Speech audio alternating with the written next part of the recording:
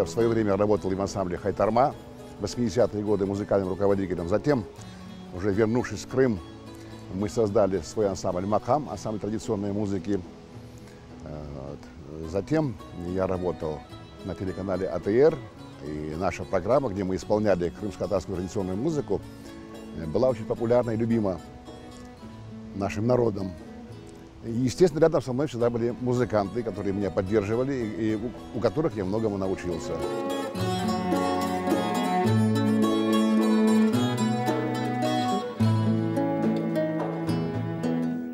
Образцы музыки ханского периода, это конец 16-го, начало 17 века, ну и так далее. Затем духовные песнопения, иляхи, образцы театральной музыки, отрывки из крымско-татарских дистанов, песни, инструментальная музыка свадебного обряда, маневер, чинлар. Инструментальная музыка представлена, танцевальная музыка представлена такими жанрами, как аграва, посвящен песням, которые возникли в депортации, и песням популярным в наших диаспорах в Румынии, в Турции. Вы знаете, к большому сожалению, мы очень много потеряли в связи с известными историческими событиями.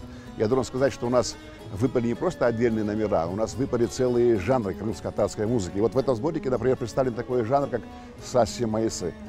Мало кто из крымско-татарских музыкантов сейчас знает, что это такое.